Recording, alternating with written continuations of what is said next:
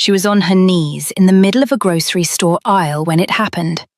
Not because she fell, not because she was sick, because the card declined. Again. And the cashier, a young girl barely 20, sighed loud enough for the whole line to hear. "Ma'am, do you have another card?" Angela Okonkwo was 60 years old. She had buried a husband, raised 3 children, survived a civil war in her home country of Nigeria, and crossed an ocean with nothing but 2 suitcases and a prayer. She had never, not once in 6 decades of living, felt small. Until that moment. Her hands were shaking as she put the groceries back one by one. The rice, the eggs. She kept the bread and the sardines. That would be enough. That had to be enough. Nobody helped her. Nobody said a word. She walked out of that store in Seoul, South Korea, a city she had moved to 3 years ago to be closer to her youngest daughter, and she stood on the pavement in the cold November air, and she did something she hadn't done since the night they told her Emmanuel was gone. She cried. Not loudly. Angela didn't cry loudly. She cried the way women who have survived too much learn to cry. Quietly, with her chin up, her eyes wet, and her chest absolutely breaking. That was the first time Kang Jun-ho saw her. He was sitting in the back of a black car that cost more than most people's apartments. The window was cracked slightly. He had a habit of doing that, needing just a thread of outside air even in winter. And he saw her the moment his driver turned onto that street. He almost looked away. Almost. But something about the way she stood, dignified even in her pain, like a queen who refused to fall even when everything inside her already had, made him tell his driver to stop. "Wait here." His bodyguard stirred. "Sir, I said wait." Kang Jun-ho was 57 years old. He was the kind of man whose name people said quietly in Seoul. Not because he was famous. Famous was for actors and singers. Jun-ho was something else. The kind of powerful that operated in shadows, in rooms where decisions got made before the public ever heard about them. He ran the Kang Group legally, yes.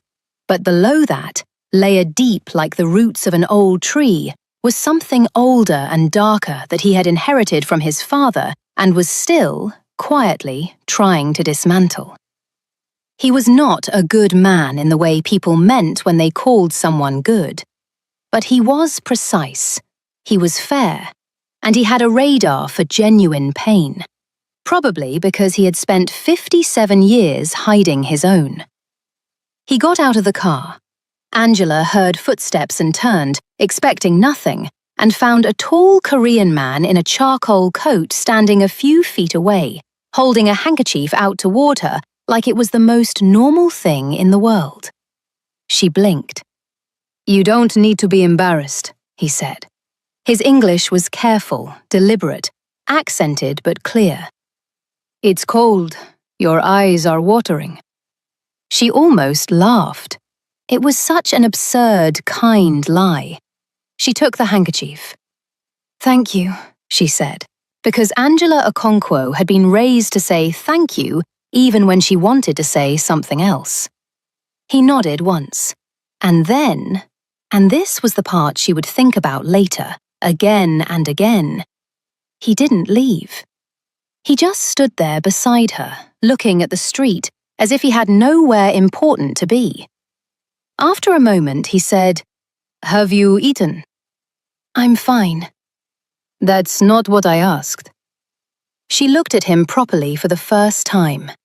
Dark eyes, sharp face, the kind of silver threading through his hair that only came from carrying serious weight for serious years. He wasn't handsome in a soft way. He was handsome in the way old buildings are handsome, structured, permanent, a little severe. "I don't know you," she said. "No," he agreed. "But you're cold, and it's almost 6 o'clock. And there's a restaurant 1 block from here that makes the best sundubu jjigae in this district. He paused. You can say no. She should have said no. She said yes. They sat across from each other in a small restaurant with steamed-up windows and low lighting. The soup arrived quickly. Rich, red, soft tofu floating in a broth that smelled like warmth itself. Angela hadn't realized how hungry she was until the first spoonful hit her tongue and she had to close her eyes for a second. When she opened them, he was watching her.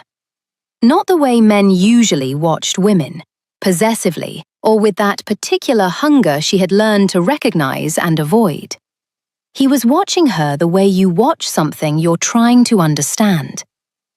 What's your name? She asked. Jun-ho. Kan Jun-ho. Something shifted in his expression when he said it, a slight tightening, like he was waiting to see if she recognized the name. She didn't.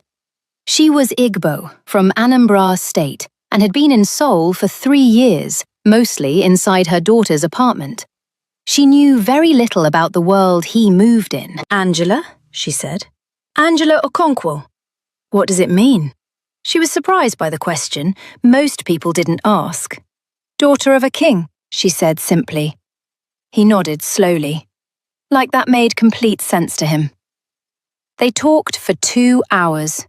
She told him about Emmanuel, carefully at first, then less carefully, because there was something about this man's silence that made speaking feel safe.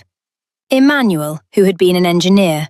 Emmanuel, who sang in the shower and cried at football matches and died of a heart attack at 62, just before they were supposed to retire together and travel. Emmanuel, who had been the only man she ever loved and the only man she ever planned to. Jun-ho listened to all of it without interrupting once.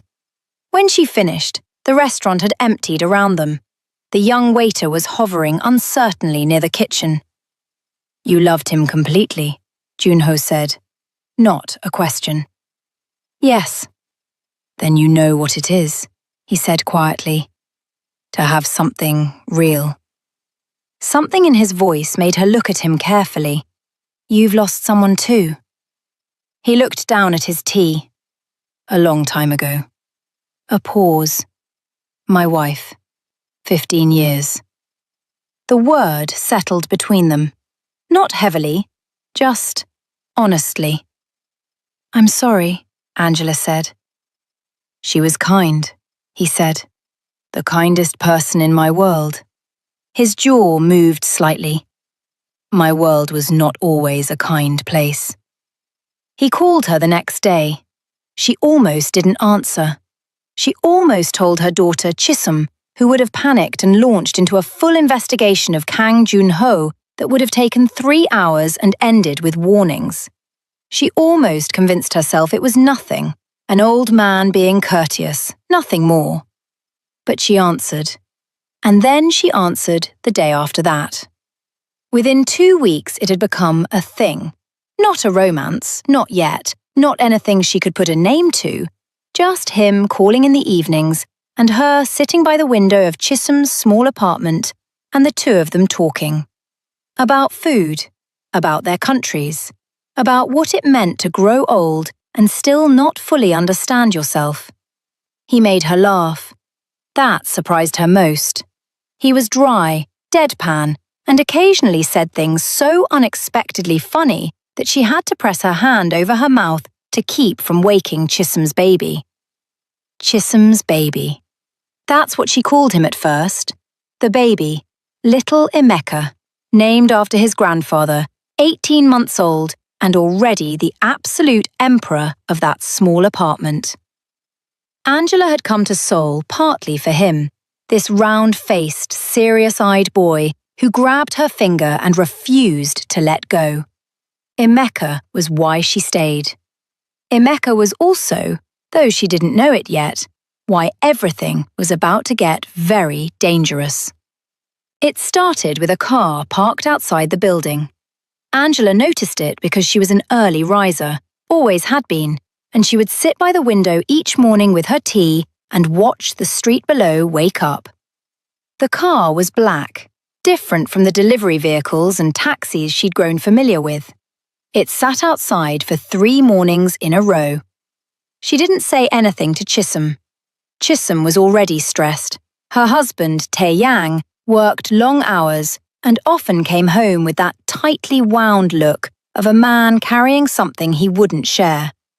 He was a good man, Angela had decided, but a private one. On the 4th morning, the car was gone. On the 5th, a man came to the door. Angela was alone with Emeka when the knock came. The man was Korean, mid-30s, expensive jacket, a smile that didn't match his eyes. He spoke in Korean first, then switched to English when he saw her. "Mrs. Okonkwo, I'm looking for Tae Yang. I'm an old friend." "He's not here." "And his wife?" "She's not here either." The smile stayed. "When will they return?" "I don't know." She began to close the door. His foot moved, just slightly, just enough, and her heart kicked hard in her chest. "Tell him," the man said softly, "that Mr. O sends his regards, and that the clock has started." Then he left. That evening, Angela called Junho. She wasn't sure why. She could have called Chisholm. She could have called nobody and convinced herself it was nothing. But something about the man's eyes, cold and precise like a thing that calculates, made her reach for the phone and call the only person in Seoul she felt, in some wordless way, she could trust. She told him everything. The car, the man, the words. The silence on the other end of the line lasted 3 full seconds. "What did you say his name was?" Junho asked. His voice had changed. Not louder, quieter, and somehow that was worse. "Oh, he said to tell Tae Yang that Mr. O sends his regards." Another silence. "Angela." He said her name carefully, the way you handle something fragile. "I need you to do something for me. Tonight.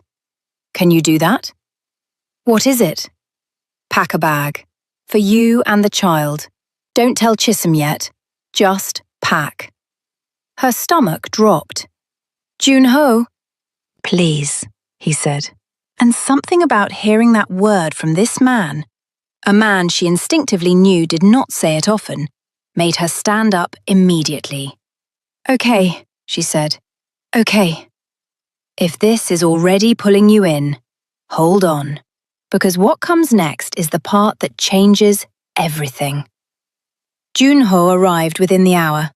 He came with 2 men she'd never seen, quiet, watchful, moving through the apartment like they were counting exits. Junho himself came straight to her, took her hands briefly, and looked at her face the way a doctor looks for damage. "You're all right," he said, half question, half relief. "I'm all right," she confirmed. "Now explain." So he did. Oh Sung-jin was not an old friend of Tae Yang's. He was a creditor. The kind that didn't exist on paper. The kind that collected debts in ways that banks never would. Tae Yang, Junho had learned in 40 minutes of quiet investigation, had borrowed money 18 months ago, around the time Emeka was born, around the time the medical bills had stacked high and the savings ran low. He had borrowed from people he should never have borrowed from, and the interest had grown into something monstrous. And now they were here. Angela sat through all of this very still.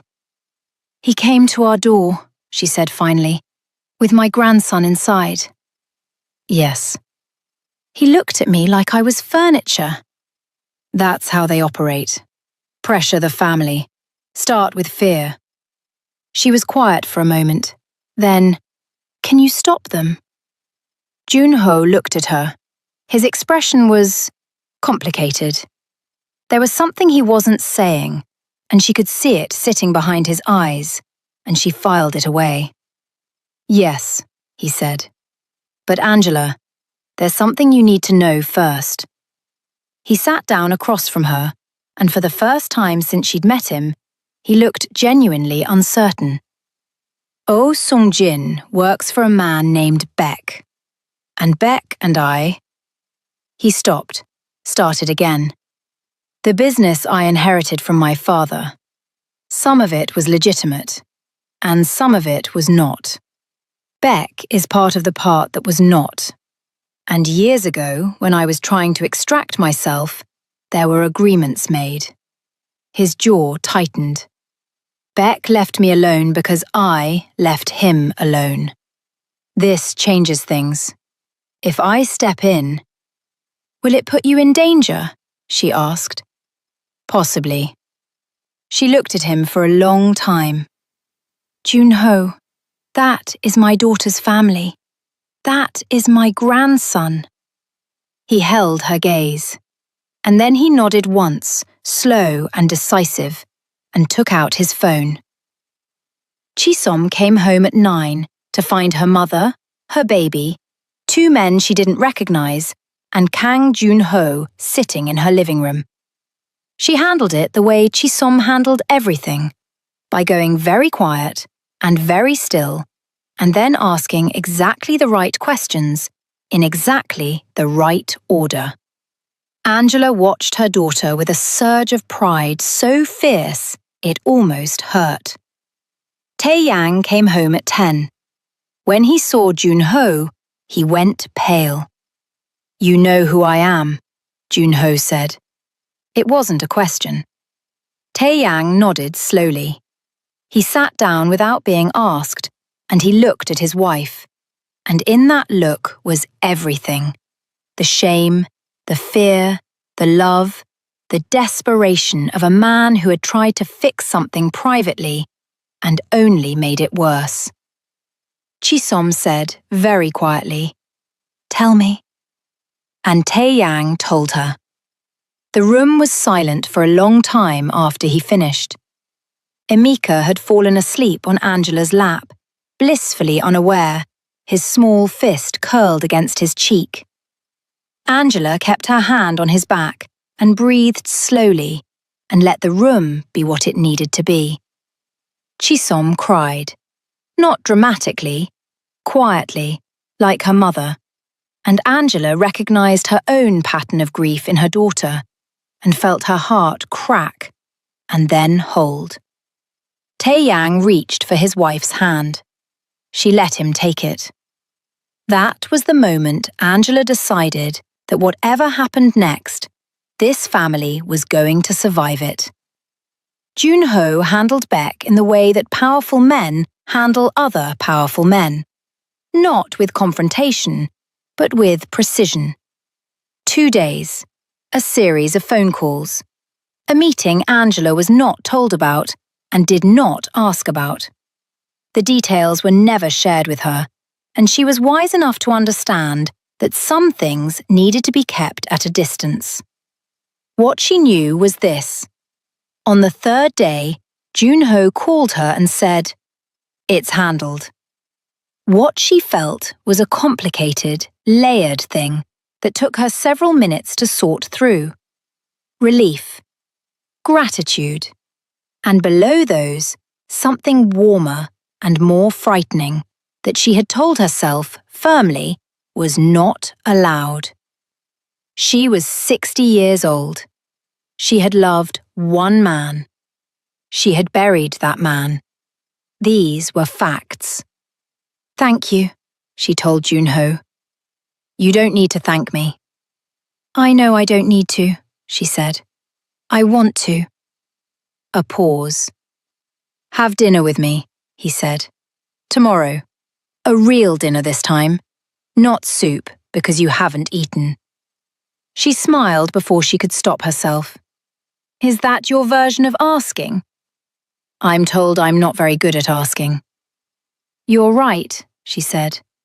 "You're terrible at it." Another pause, softer this time. "Is that a yes?" She looked out the window. The street was quiet. The night was cold and clean. Emeka was asleep in the next room. Chisom and Taeyang were talking, really talking for the first time in months. She could hear the low murmur of it through the wall. Emmanuel, she thought, you told me once that life has more chapters than we plan for. Yes, she said. It's a yes. The dinner was everything the soup had not been. White tablecloths, soft music, a restaurant on the 52nd floor where the city spread below them like scattered light.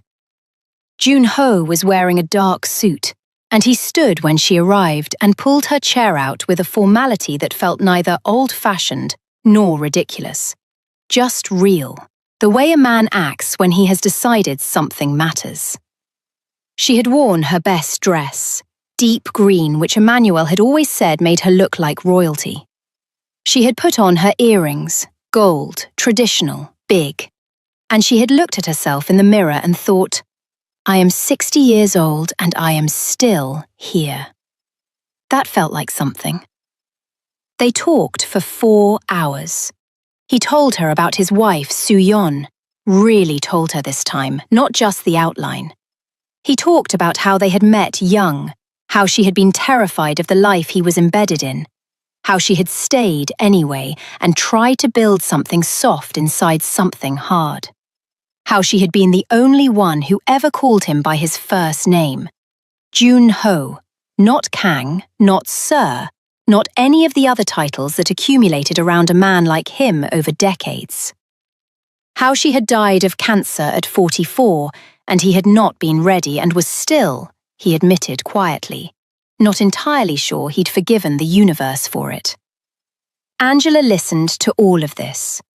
Then she reached across the table and covered his hand with hers. She didn't say anything.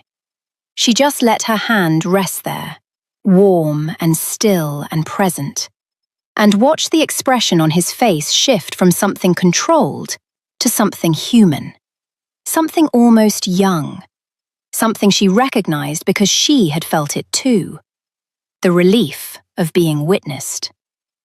His hand turned over slowly beneath hers and held on. Stay with me, because the part I'm about to tell you, nobody saw it coming. 3 weeks later, Jun-ho's son arrived from Busan. Kang Min-soo was 32, precise, handsome in a sharper and colder version of his father's way, and the moment he stepped into Jun-ho's penthouse and saw Angela sitting at the kitchen table with a cup of tea and her reading glasses on, his expression did something unpleasant. He was polite. He was perfectly, surgically polite. He shook her hand and said all the right words, and Angela, who had raised 3 children and lived 60 years, heard every single thing he didn't say underneath the words he did. She didn't react. Later, when she was leaving, she heard him in the hallway. Father, she's a stranger. You've known her for less than 2 months. Min-soo? She's 60 years old. She doesn't speak Korean. She's here because she's close to her daughter. What happens when the daughter moves? What happens when… Min-soo. Jun-ho's voice was quiet, final. This conversation is done. I'm trying to protect you. I know. A pause. I know you are, but I don't need protection from her. Angela stood in the corridor for a moment with her hand on the elevator button. She pressed it. The doors opened. She stepped in. She didn't feel angry at Min-soo. She understood him. She understood what it was to watch a parent reach for something after loss, to feel the complicated fear of it, the protective instinct twisted up with grief, and the need to keep what remained of your world stable. But she also felt, quietly, a resolve crystallize inside her. She was not a threat to this family, but she was not going to disappear either. It was Emeka who broke Min-soo open. Jun-ho had arranged a lunch, the whole extended group, awkward and careful, and Emeka, who recognized no hierarchy except his own, climbed directly into Min-soo's lap 15 minutes in and pressed his sticky hand to Min-soo's immaculate shirt and looked up at him with Emmanuel's serious eyes.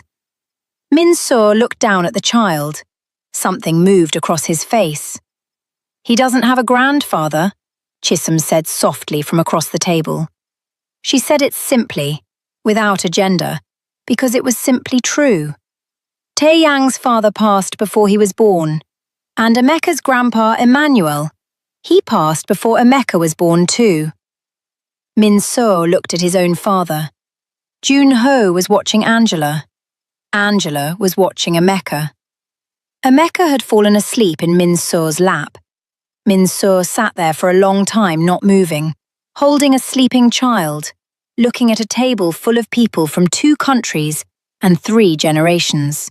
And something in his architecture, in the careful structure he had built around himself, started, slowly, to change. He looked at Angela. "I owe you an apology," he said. "No," she said. "You owe me nothing.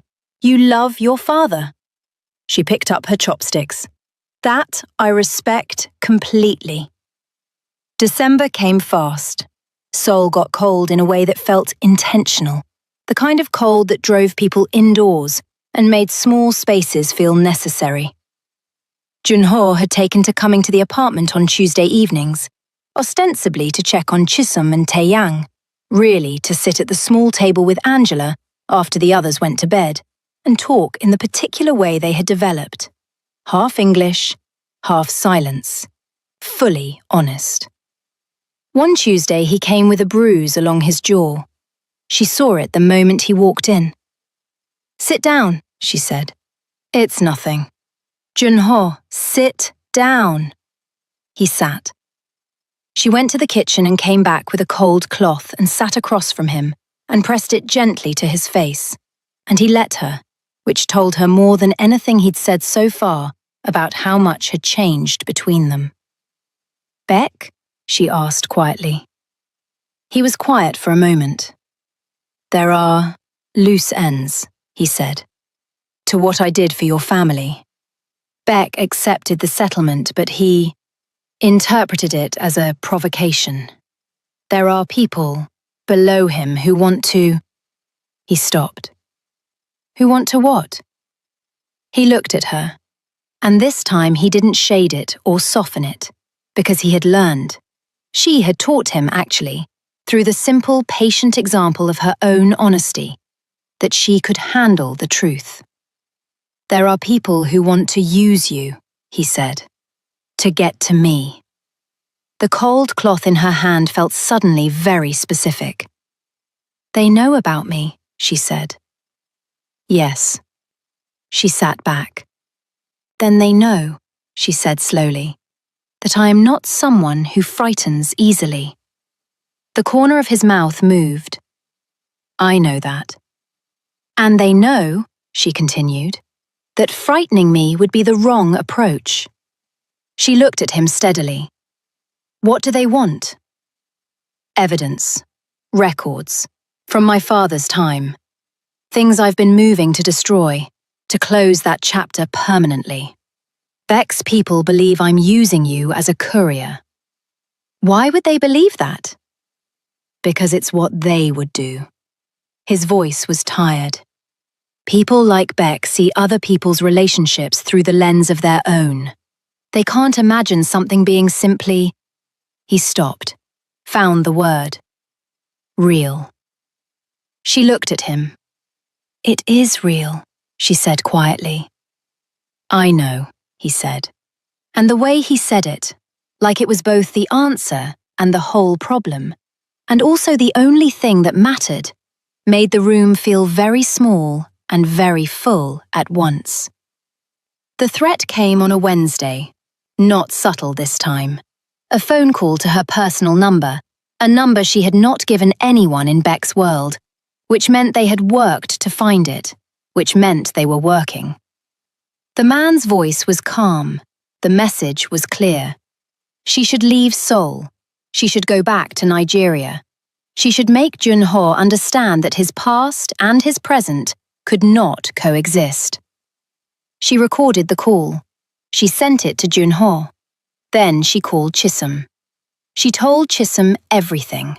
Not a partial version, not a protected version, everything. Because Chisholm was not a child, and because the danger had come into Chisholm's home first, and because Angela Okonkwo did not protect the people she loved by keeping them in the dark. Chisholm was quiet for a very long time. "Mama," she said finally, "do you love him?" Angela didn't answer immediately. She thought about Emmanuel, about the way love feels at 20 versus 40 versus 60. How at 20 it's a hurricane, enormous, fast, obliterating. How at 60 it's different, quieter, more like a hand reaching through the dark and finding yours and holding on. Less storm, more gravity.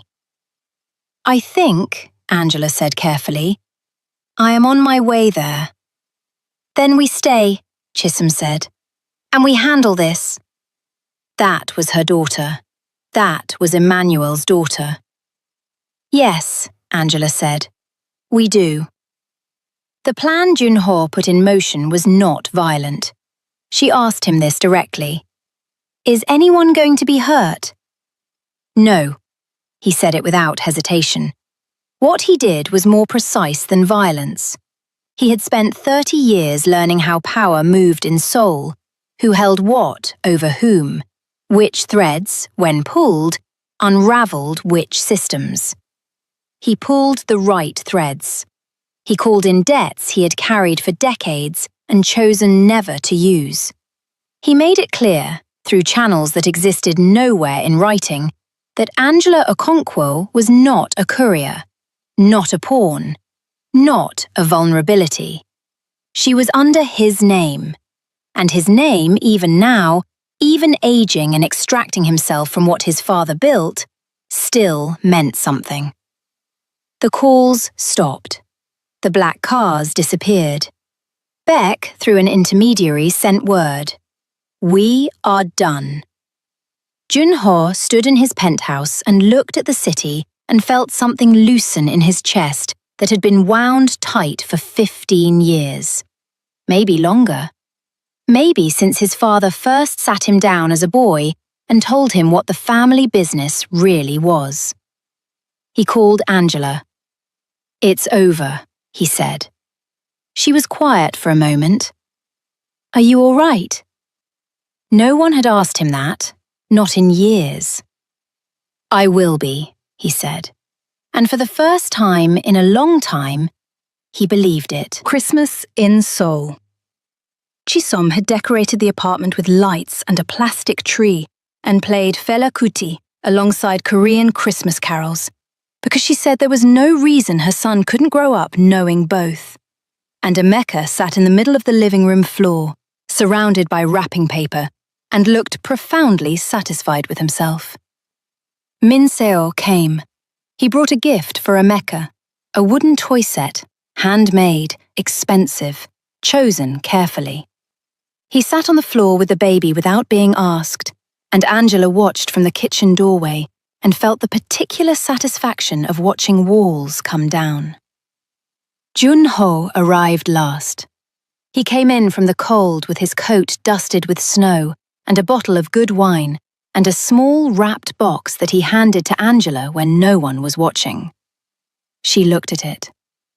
"Open it later," he said quietly. She opened it later, in her room, after Chisom and Tae-yang had put Emeka to bed, after Min Seo and Junho had said their goodbyes.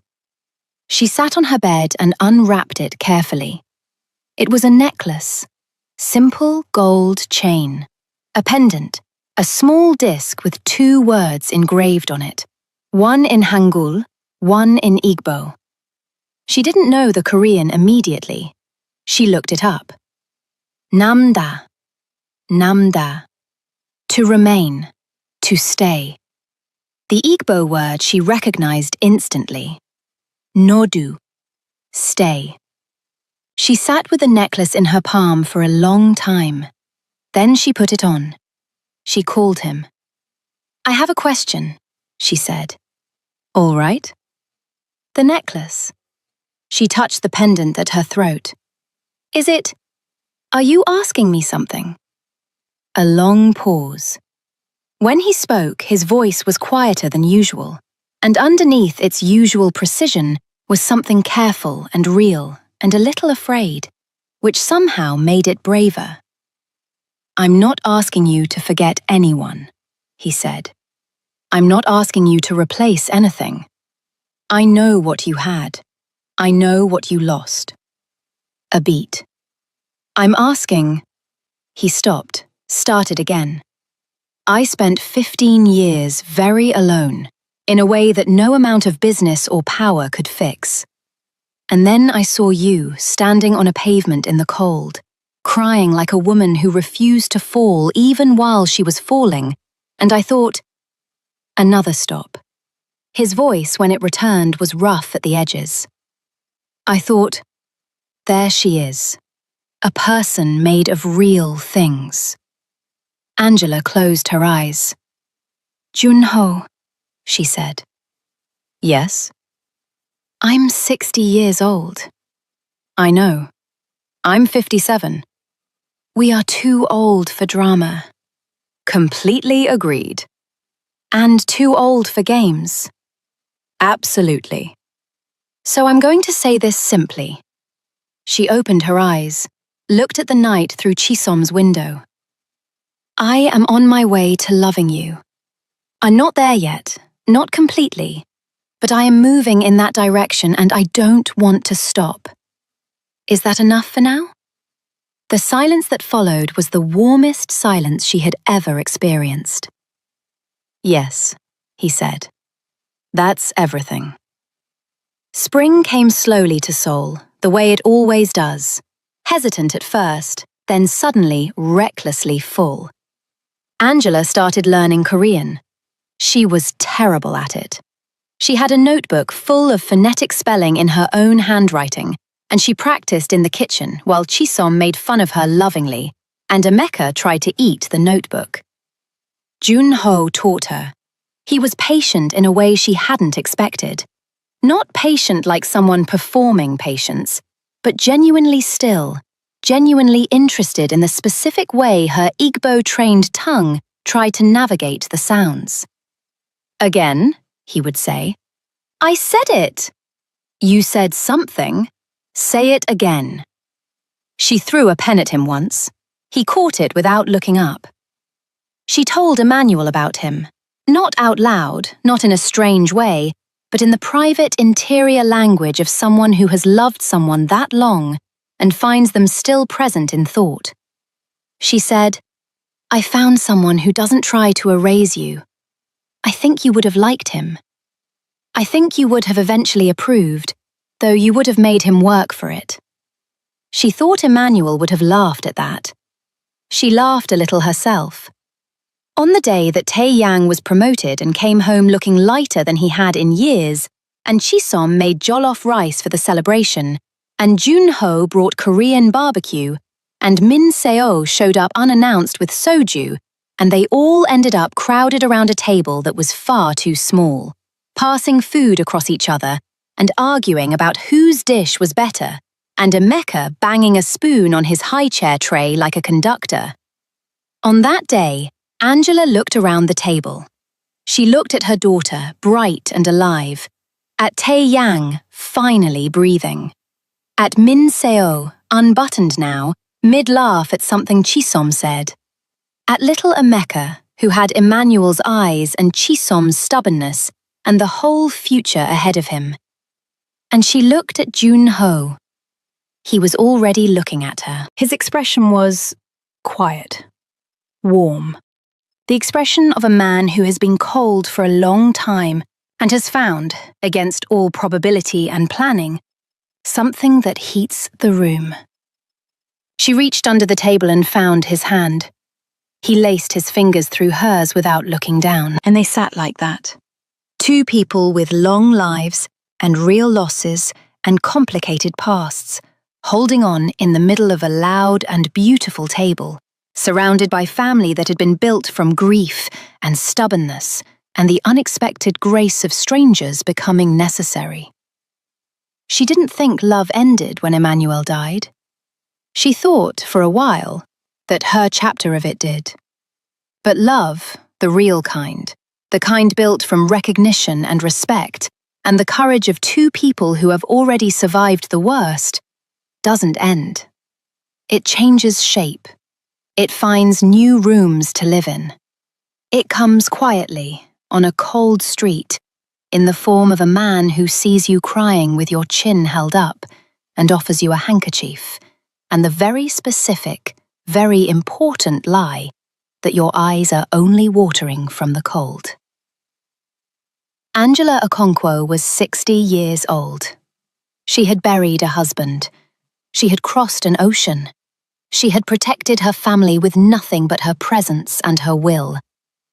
She had stood on a pavement in November and cried and been found. She wore a necklace that said, "Stay." And she had decided, in the quiet, certain way of a woman who has done enough surviving to know the difference between a risk and a gift, that staying was exactly what she intended to do. Wherever you are right now, if this story reached something in you, share it with someone who needs to be reminded that love doesn't have an expiration date. It just learns new languages.